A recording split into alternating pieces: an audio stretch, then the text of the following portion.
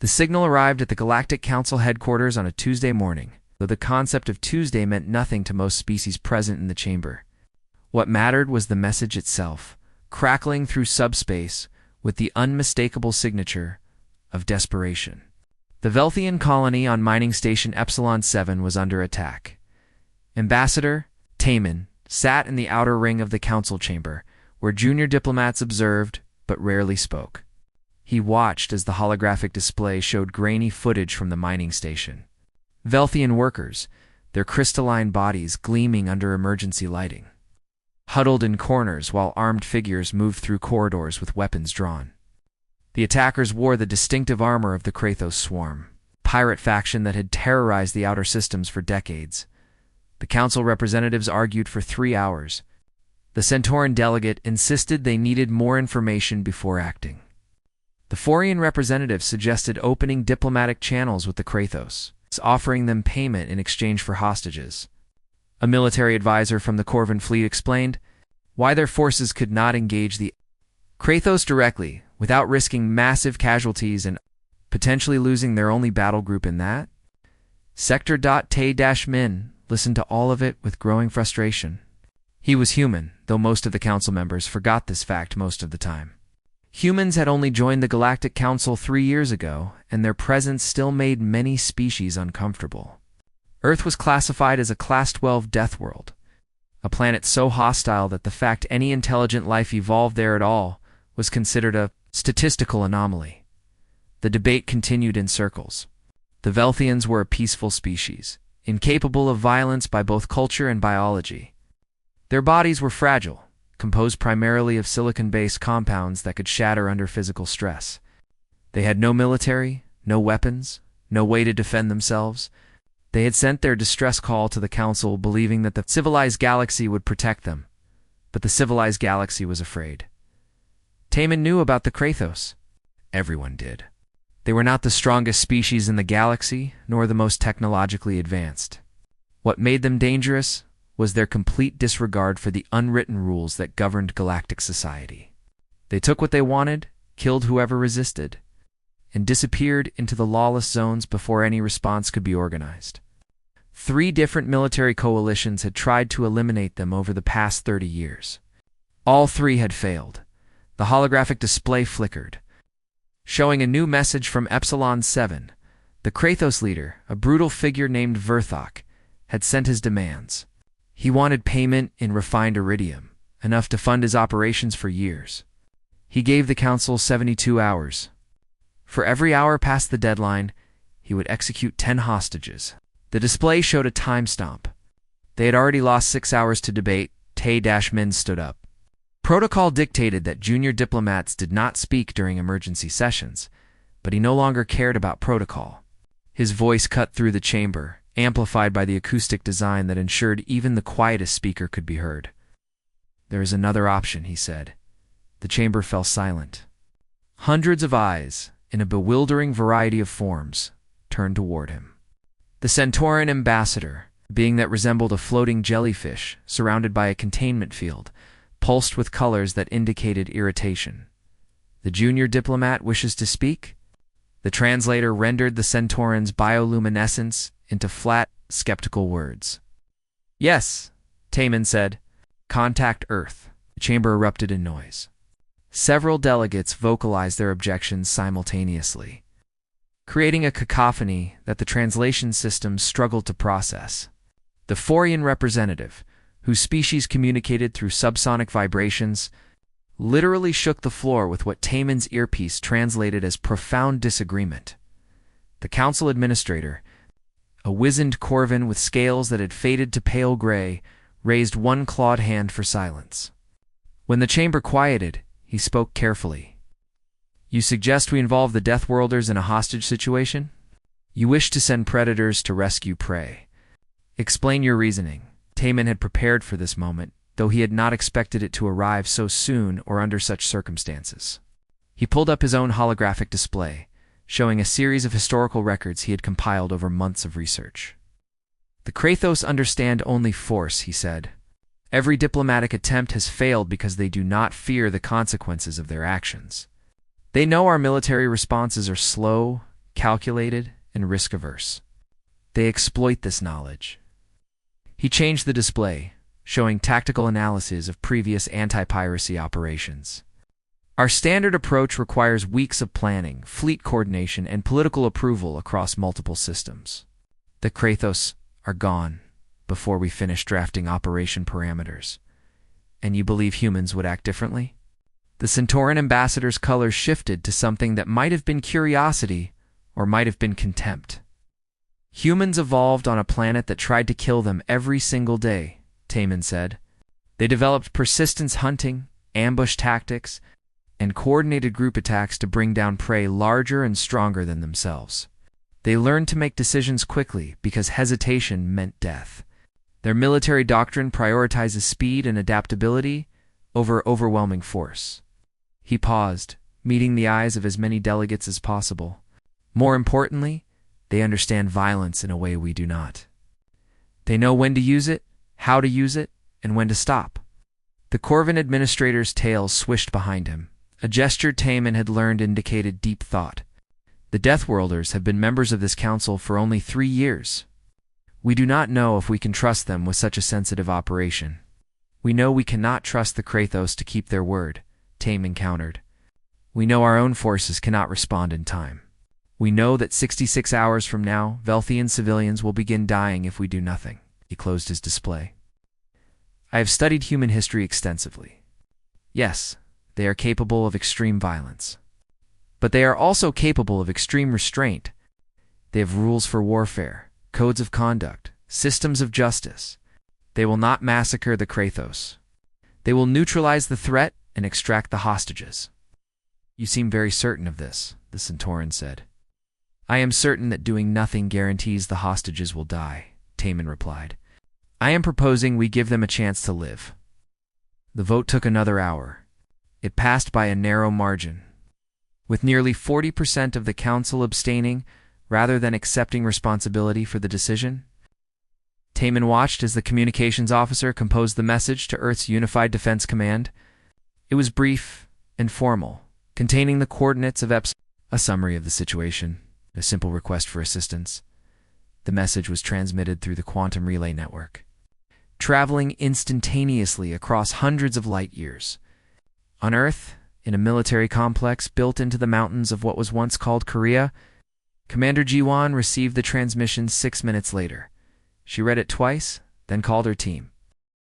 Commander Guan stood in the briefing room of the Unified Defense Command. Studying the holographic projection of Mining Station Epsilon 7, the station rotated slowly in the display, a sprawling structure of interconnected modules that had been built over decades. It looked like a metal flower blooming in the void, beautiful and fragile. 4,200 Velthian workers, said Lieutenant Huck, standing beside her with a datapad in hand. All civilians. The Kratos took the station 12 hours ago with minimal resistance. The Velthians have no security force, no weapons, nothing. They just surrendered immediately. Jawan nodded, her eyes tracking the station's layout. Hugh was her tactical officer. Thin man with sharp eyes who could analyze complex situations faster than most military computers. He had been with her for 6 years, and she trusted his assessments completely. What do we know about the Kratos? She asked.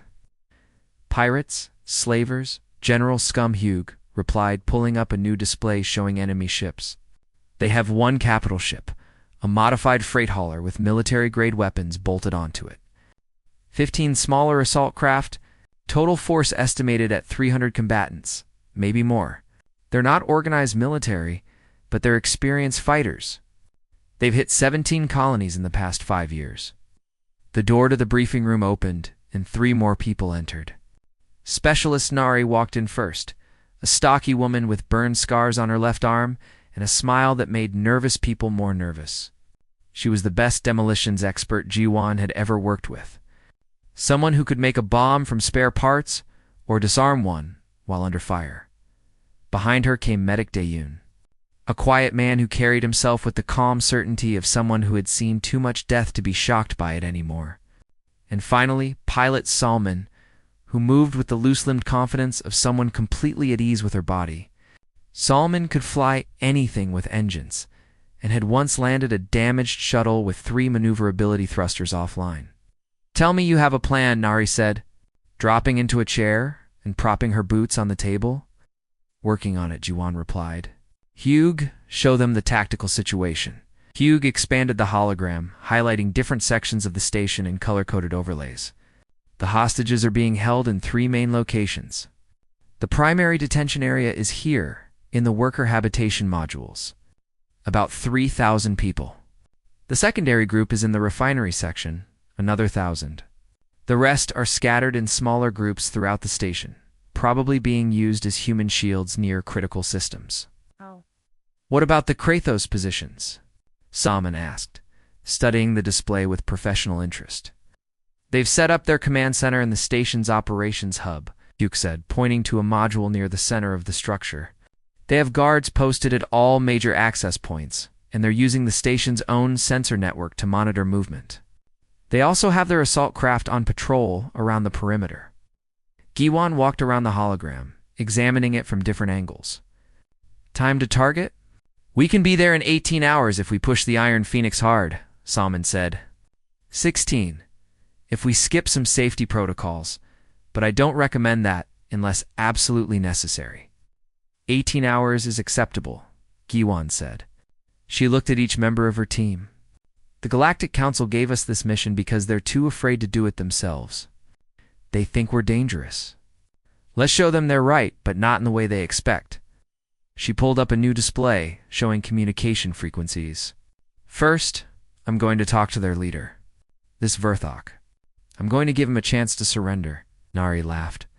"You think a pirate lord is going to surrender to one ship?" "No," Giwan said, "but I'm going to offer anyway. It's important that we do this correctly. If we go in shooting without warning, we're just killers. If we offer terms and he refuses, then what happens next is his choice." Dayon nodded slowly.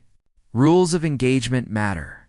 Even out here. Especially out here," Juwan agreed. "The galaxy is watching us. This is our chance to show them who we really are." They spent the next 6 hours planning the operation in detail. Hugh worked out approach vectors and sensor blind spots. Nari calculated blast radii and structural weak points. Soman ran flight simulations, practicing maneuvers that would make most alien pilots unconscious from G-forces. Dayon prepared medical supplies and studied Velthian physiology, learning how to treat injuries on a species whose bodies were fundamentally different from anything on Earth. The Iron Phoenix launched from Earth orbit at 1400 hours, accelerating to superluminal speeds through the FTL corridor network. The ship was small, by galactic standards, built for speed and stealth rather than direct combat. Its hull was covered in sensor-absorbing materials that made it nearly invisible to standard detection systems. Inside, the crew worked through their preparations with quiet efficiency. 16 hours into the flight, Guan sat in the command chair and opened a communication. Channel 2 Epsilon 7. It took several minutes to establish a connection, and when the holographic display finally resolved, she found herself looking at Verthok. He was massive, easily 2.5 meters tall, with 4 arms and a thick exoskeleton that looked like it could stop small arms fire. His face was alien and brutal, with mandibles that clicked when he spoke and eyes that glowed with a predatory intelligence. "Who are you?" Verthok demanded, his voice translated by the ship's computer into flat, emotionless words. "Commander G1 of the Earth Unified Defense Command," she replied calmly. "I'm here regarding the Velthian hostages on Epsilon 7. Verthek's mandibles spread in what might have been a smile. "The Council sent Deathworlders. I'm honored, but you're too late. My demands have been sent. The Council has 48 hours to comply." "I'm not here to negotiate your demands," Juan said. "I'm here to offer you one chance to surrender peacefully. Release the hostages, power down your weapons, and prepare to be taken into custody. You will be treated according to galactic law and given a fair trial." Verthak laughed, a sound like grinding metal. "You arrive in one small ship and demand my surrender? Do you know who I am? I have 300 warriors. I have a capital ship that could cut your vessel in half. I have 4,000 hostages who will die if you attempt any rescue. I know exactly who you are, Jiwan said, her voice still calm. You're Verthok, leader of the Krathos swarm. You've killed approximately 1,500 sentient beings over the past decade. You've destroyed 8 civilian vessels and raided 17 colonies. You think you're untouchable because the galaxy is too civilized to do what's necessary to stop you. She leaned forward slightly. But I'm not from the civilized galaxy. I'm from Earth, and I'm giving you 60 minutes to accept my terms. After that, I stop asking nicely. Verthek's eyes narrowed. You're bluffing. One ship cannot threaten me. Test that theory if you want, Jiwan replied. 60 minutes. Starting now. She closed the connection before he could respond. Behind her, Nari was grinning. That was cold. I liked it. Was necessary, Giwan said. Salman, take us into the asteroid field. Hugh, deploy the microsatellites. Everyone else, suit up. We're going in, whether he surrenders or not. I just wanted to give him the choice. The Iron Phoenix dove into the dense asteroid field surrounding Epsilon 7, disappearing among tumbling rocks and ice. The operation had begun. The 60 minutes passed in tense silence. Jiwan and her team sat in the Iron Phoenix, hidden among the asteroids, watching sensor feeds that showed Verthek's forces preparing for battle rather than surrender. The Krathos had moved their assault craft into defensive positions around the mining station and powered up their capital ship's weapon systems. Hey, he's not taking the offer, Hugh said quietly, studying the tactical display. I didn't think he would, Jiwan replied. But now we know his response time and defensive posture. That's valuable information. She stood up from the command chair and checked her combat suit one final time. The suit was a marvel of human engineering, reinforced against physical damage and equipped with systems that would keep her alive in vacuum or hostile atmosphere. The helmet locked into place with a soft hiss, and her heads-up display came online, showing vital signs and environmental data. Nari was already suited up, checking her equipment with practiced efficiency. She had packed enough explosive charges to level a small building, along with breaching tools and electronic warfare devices. Daeyun wore a modified suit with expanded storage for medical supplies, and Hugh carried communication and hacking equipment. Soman remained in the pilot's seat, her hands resting on the controls. I'll get you to the airlock, she said. After that, I'll need to pull back and manage the drones. Once you're inside, you're on your own until extraction. Understood, Jiwan said. She addressed the entire team through the suit's communication system. Remember the priorities. First, secure the hostages. Second, neutralize the threat. Third, preserve evidence for prosecution. We're not here for revenge. We're here to do a job. The Iron Phoenix emerged from the asteroid field at high speed, stealth systems making it nearly invisible until it was too close to intercept. Salman flew with the kind of precision that came from thousands of hours of practice, threading the ship through the Krathos patrol craft before they could react. Alarms began screaming on the enemy vessels as their sensors finally detected the human ship, but by then, it was too late. The Iron Phoenix was already alongside Epsilon 7, matching the station's rotation.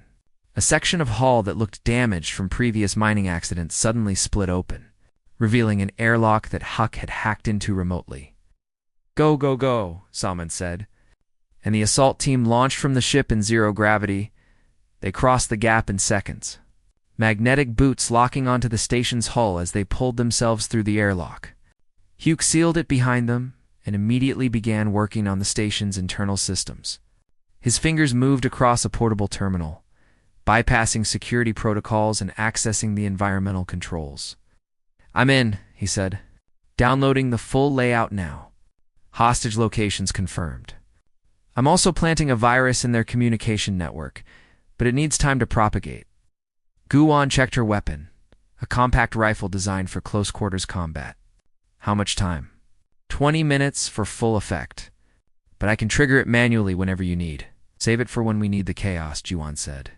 She pulled up a map on her display, showing the route to the nearest hostage group. We move fast and quiet. Take down guards without alerting the rest. Every minute we stay hidden is another minute the hostages stay alive. They moved through the corridors of Epsilon 7 like shadows. The station was large and poorly lit, with maintenance tunnels and service shafts that the Kratos had not bothered to guard. Hugh guided them through the infrastructure, avoiding the main passages where enemy patrols walked. The first guard died without making a sound. Guwan's blade caught him across the throat as she dropped from a ceiling vent. It was as she lowered his body carefully to the floor.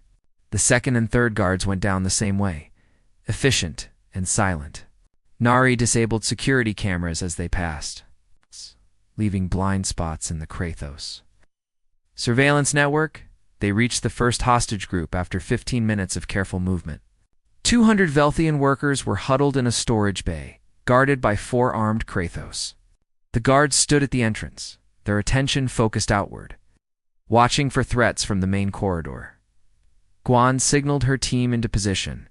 Nari crept along the ceiling, using magnetic grips to stay suspended above the guards. Daeon and Hugh moved to flanking positions. When everyone was ready, Guan made a sharp clicking sound with her tongue. 4 shots fired simultaneously. All 4 guards dropped before they could raise an alarm. The Velthians cried out in fear, their crystalline bodies ringing like bells in distress.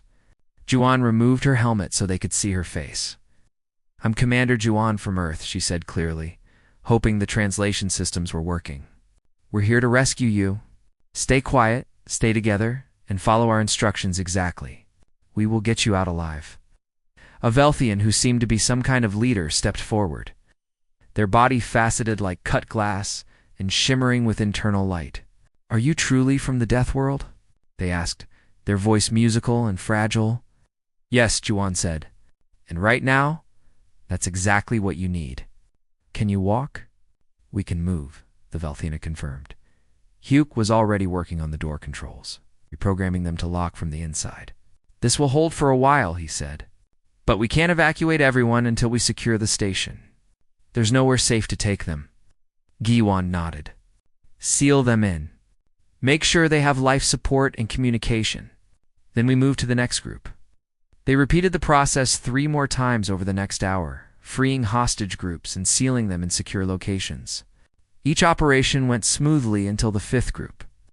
When they encountered a Kratos patrol in an unexpected location, the fight was brief and brutal. The Kratos were strong and well-armed, but they fought as individuals, while the humans moved as a coordinated unit. Nari's explosive charge brought down a section of ceiling, crushing 2 enemies.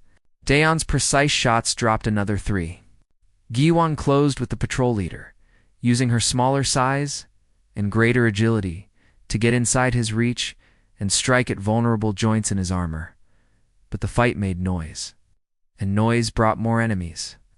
Alarms began blaring throughout the station. Verthak's voice echoed through the public address system, ordering all forces to converge on the intruders. "So much for stealth," Nari said, reloading her weapon. "Hook, trigger the virus now," G1 ordered. "Give them chaos." Hugh's fingers danced across his terminal, and suddenly, every Kratos communication device in the station overloaded simultaneously.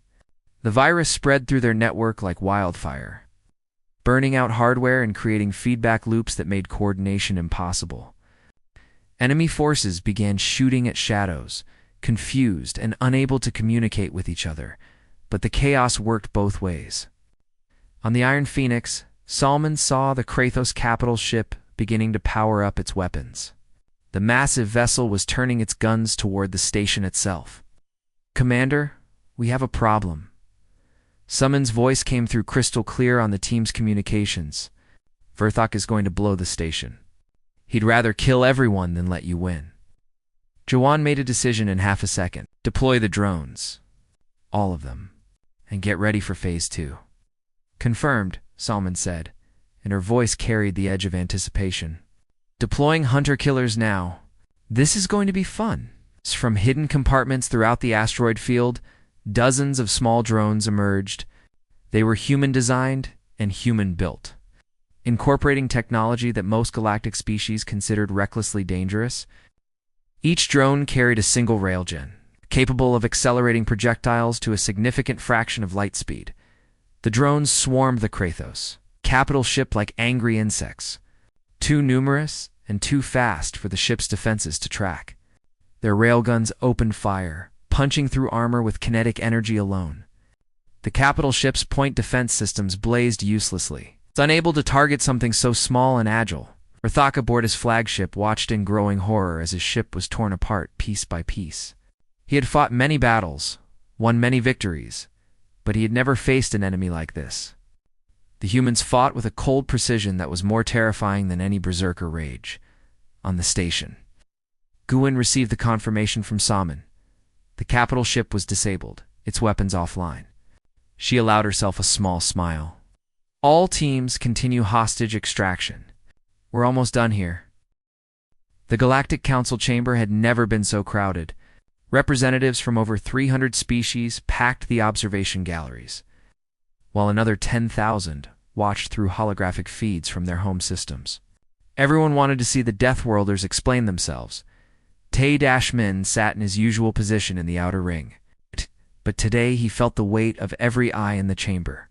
He had been the one to suggest contacting Earth. If this went badly, his diplomatic career would be over before it truly began.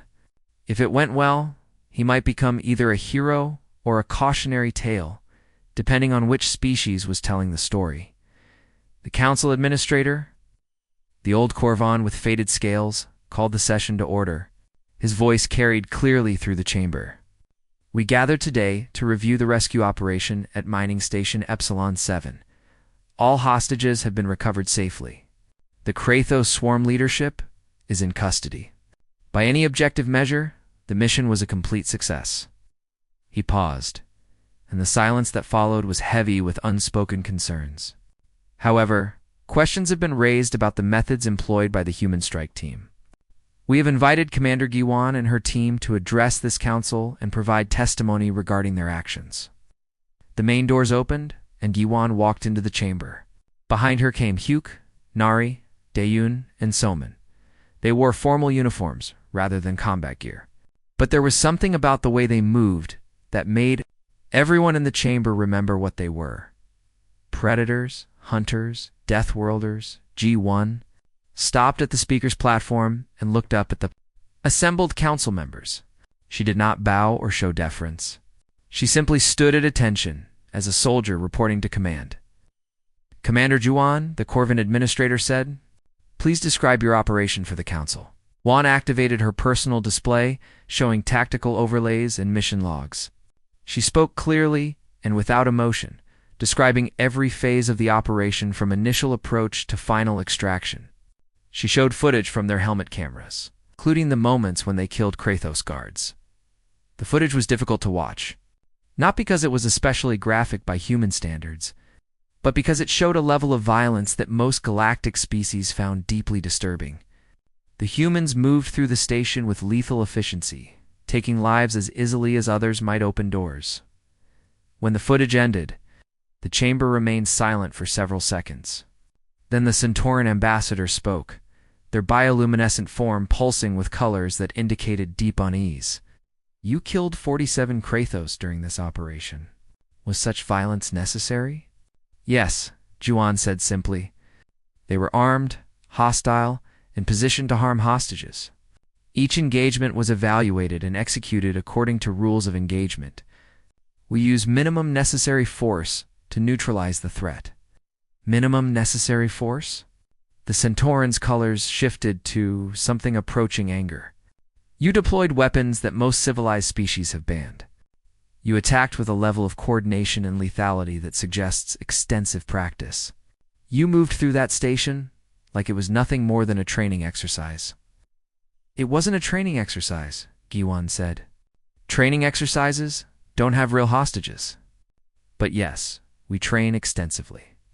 We prepare for scenarios like this because preparation saves lives. Our efficiency meant the operation concluded quickly, which minimized risk to the Velthian workers." A Forian representative spoke next, their subsonic voice translated into words. "We have reviewed the recordings from your drones. The attack on the Kratos capital ship was unnecessarily aggressive. You could have simply disabled their weapons." "We did disable their weapons," Hyuk said, stepping forward to stand beside Yuan. That was the entire point of the drone strike. The ship remains intact and capable of life support. All crew members survived and were taken into custody. But you could have destroyed the ship entirely, the Forian insisted. We saw the weapons you deployed. Those railguns could have cut through that vessel like paper. You showed restraint, yes, but you also demonstrated capability that frankly terrifies us. Good, Nari said, earning a sharp look from Giwan. Respect through capability is preferable to respect through weakness. You asked us to handle a situation your forces could not. We handled it. The fact that we could have done worse but chose not to should comfort you, not frighten you. The Corvin administrator raised a clawed hand for quiet. These are valid concerns. Commander Juan, can you speak to the matter of restraint? How do we know that human forces will limit themselves appropriately in future operations? Dayan stepped forward before Gian could respond. The medic had been silent until now, but when he spoke, his voice carried a quiet authority that made the chamber listen. I treated injured Kratos during the operation, he said. After we secured each section of the station, I provided medical care to enemy combatants. I stabilized fractures, sealed wounds, administered pain medication. I did this because they were no longer threats, and because leaving them to suffer would have been wrong. He pulled up his own footage, showing himself kneeling beside a wounded Kratos warrior, carefully wrapping broken limbs. We understand violence because our world forced us to learn it. But we also understand mercy. We know when to fight and when to heal. This is not despite our nature as Deathworlders, but because of it. Survival on Earth required both capabilities. The chamber murmured with dozens of different forms of communication. Taman watched the council members, trying to gauge their reactions. Some seemed convinced. Others remained skeptical. Many simply looked confused, unable to reconcile the images of brutal efficiency with this quiet testimony about medical care. Ambassador, Ravika the Centauran Collective spoke again. Let us say we accept that your actions at Epsilon 7 were appropriate for the circumstances. What concerns us is the precedent. If we normalize the use of Deathworlder forces for security operations, what prevents this from escalating? What stops you from becoming the very threat we fear? Guan met the Centauran's gaze steadily. What stops us is the same thing that has always stopped us. We stop ourselves. Earth has a long history of warfare and violence, yes, but we also have an equally long history of law, justice, and self-imposed limits on our own actions. We developed rules for warfare specifically because we understood how destructive we could be if those rules didn't exist. Every person standing here has been trained not just in combat, but in ethics and judgment. We know that violence is a tool, not a solution. We know that winning a battle means nothing if you lose your principles in the process. And we know that the galaxy is watching us, judging us, waiting to see if we can be trusted. And can you be? Ravik asked. Can you be trusted? We extracted 4,000 hostages without losing a single one, Juan said.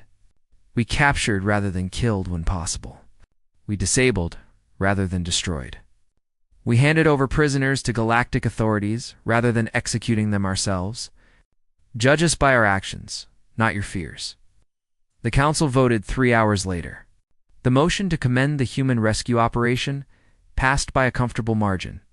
A secondary motion to establish observational oversight of future human military operations also passed, though by a much smaller margin. It was a political compromise that satisfied no one completely, but allowed everyone to claim some form of victory. Tae-Min found Jiwan and her team in one of the council's waiting rooms afterward. They looked tired but satisfied, like workers who had completed a difficult job. That could have gone worse, Timon said. Could have gone better, Jiwan replied. But I think we made our point. The galaxy knows we can be effective. Now we need to show them we can be reliable. You think that's possible? Taemin asked. Can Earth really integrate into galactic society, given everything that makes you different? Giwan smiled slightly. 3 years ago, most species thought humans were too violent, too aggressive, too dangerous to interact with peacefully. Today we're having a debate about military oversight and rules of engagement. That's progress. Slow progress, but progress nonetheless. She stood and offered her hand to Taemin, A human gesture she knew he would understand. Thank you for taking the risk. For believing we could do this? Taman shook her hand, feeling the casual strength in her grip. Thank you for proving me right. Though I'll admit there were moments during your testimony when I wasn't sure which way it would go. Welcome to the human experience, Nari said with a grin. We're never quite sure which way things will go either. We just keep moving forward and hope for the best. 6 months had passed since the Epsilon 7 rescue, and the galaxy had changed in ways both subtle and profound. Commander Guan stood in her new office at the Galactic Military Integration Center, watching transport ships arrive and depart from the station through the observation window. Each ship carried personnel, equipment, or data as the various species of the galaxy slowly learned to work together. The office was larger than she needed and decorated in a style that mixed human and alien aesthetics in ways that sometimes clashed badly. A Forian crystal sculpture sat next to a wooden desk from Earth. Corvin tactical displays, shared wall space with human mission plaques. It was a mess, but it was her mess. And somehow, that made it home. Her official title was Director of Xeno-Military Integration, which sounded impressive, but mostly meant she spent her days in meetings explaining to alien commanders why human tactics were effective, and to human officers why alien species required different approaches. It was exhausting work, but it was important. Every successful collaboration made the next one easier. The door chimed, and Lieutenant Huck entered, carrying a stack of data tablets. He looked tired but energized, the way he always did when working on complex problems. Morning, Commander, he said, setting the tablets on her desk. 3 new contract requests came in overnight. The Corvin fleet wants human advisors for their anti-piracy task force. The Centauran Collective is asking for tactical analysis of their border defense networks. And someone from a species I've never heard of called the Rillian wants to hire Nari specifically to train their explosive ordnance disposal. Teams Guan picked up the first tablet and scanned through the request. The Corvins are good. Professional military, strong command structure. We can work with them. What's the Centauran request really about?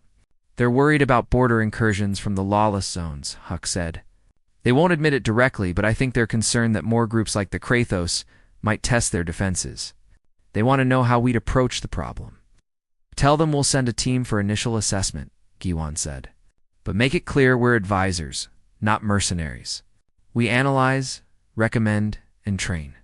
We don't take operational command unless they specifically request it and Earth Command approves. Hook made notes on his own tablet. And the Rillian request? Forward it to Nari and let her decide. She's been wanting to do more training work anyway. Guan set down the tablet and looked at Hugh. How are you handling all of this? I know intelligence work was never your first choice. Hugh shrugged. It's interesting. The Galactic Council has decades of data on pirate movements, smuggling routes, and criminal organizations. They just never analyzed it effectively. I've been applying human pattern recognition algorithms to their data sets and finding connections they missed. Yesterday I identified 3 shell companies that are probably fronts for weapons trafficking. Council intelligence is following up now. It's good work, Juan said. Keep it up. The more we prove our value through intelligence rather than violence, the better. The door chimed again, and Taman entered. He had been promoted after the Epsilon 7 incident, moving from junior diplomat to full ambassador. He wore formal robes now, decorated with symbols from both Earth and the Galactic Council. He looked older somehow, as though the responsibility had aged him faster than time alone could account for. Commander, he said with a slight bow, do you have a few minutes? Of course. Hugh was just leaving. She waited until they were alone, then gestured for Timon to sit. You look troubled. I am, Taman admitted. The Council just received another distress call. A colony in the Outer Reach is under attack by an unknown hostile force. Initial reports suggest it's not pirates this time, but something else. Something more organized. Giwan felt her pulse quicken slightly, the old combat instincts rising. What do you need from us? That's the complicated part, Taman said. The Council wants to send a response team, but they're divided on whether to include human forces. Some representatives argue that we should rely on conventional military assets. Others point to Epsilon 7 and say we need the Deathworlders. And you're here to get my opinion? Giwan finished. I'm here to get your honest assessment, Taemin corrected. Can humanity handle being the galaxy's emergency response force? Because that's what's happening. Every time there's a crisis, more voices call for human intervention. We're becoming the solution to problems that no one else wants to solve. Ow. Guan stood and walked to the window, watching the ships move through space, with their running lights blinking in the darkness. That's a heavy responsibility, she said quietly. Being the ones everyone calls when things get bad, it could define us for generations. Yes, Taemin agreed. It could make us respected partners, or it could make us feared weapons that others point at their problems. I'm not sure which outcome is better. Both outcomes come with risks, Jiwan said. But I think we have to try. Not because we want to be warriors for the galaxy, but because right now, we're the only ones who can do this effectively. Maybe in 10 years or 50 years, other species will develop the capabilities they need. Until then, we do what we're good at. She turned to face Taemin directly, but we do it on our terms. We maintain our ethics, we follow the rules we set for ourselves, and we never let the galaxy turn us into something we're not. The moment we start acting like the Kratos, treating violence as the only answer, we've lost something important. Taemin nodded slowly. I'll convey that to the council. They'll probably approve the mission. These situations always end with approval eventually. Then I'll start assembling a team, Juan said. But Taemin, we need to talk about the long term. We can't be the galaxy's problem solvers forever. We need to start training other species, sharing our methods, building a real coalition force that doesn't rely solely on humans. Agreed, Taemin said. That's actually why I'm here personally rather than just sending a message. I want to propose a joint training program. Human instructors working with volunteers from across the galaxy. Not to make them into humans, but to teach them some of what makes human tactics effective. That could work, Juwan said thoughtfully. Though we'll need to be careful about what we teach and who we teach it to. Some knowledge is dangerous in the wrong hands. They talked for another hour, planning the framework for what would eventually become the Galactic Response Initiative. It would be controversial and complicated and would require years of work to implement properly. But it was necessary.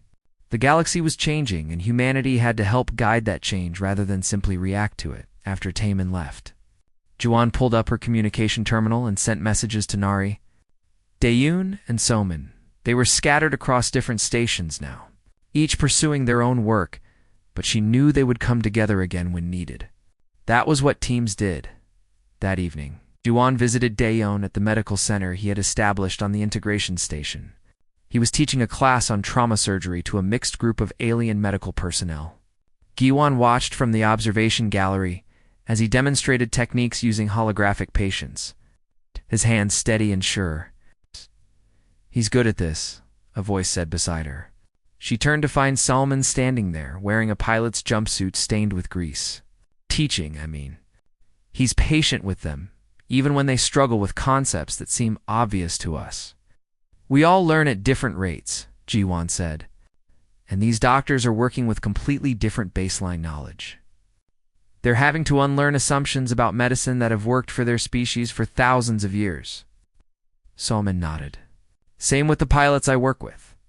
They keep trying to avoid maneuvers that would generate high G-forces because those forces would kill them. I have to keep reminding them that human-designed ships compensate for human limitations. Their ships don't because their bodies don't need the protection. How's the hybrid fighter project going? Giyuan asked. Well, Soman said with a smile, we're designing a fighter that combines human maneuverability with Corvin shielding technology and Forian sensor systems. It's going to be fast, tough, and accurate. Assuming we can ever get all three design teams to agree on specifications. They watched Daeon finish his demonstration and answer questions from the students. His face showed concentration and patience, traits that made him an excellent teacher. Do you think we're doing the right thing? Salman asked quietly. Integrating with the galaxy like this? Teaching them our methods. Sometimes I wonder if we're changing them, or if they're changing us. Guan considered the question carefully. I think we're changing each other. That's what integration means. We learn from them, they learn from us, and hopefully we all end up better for it.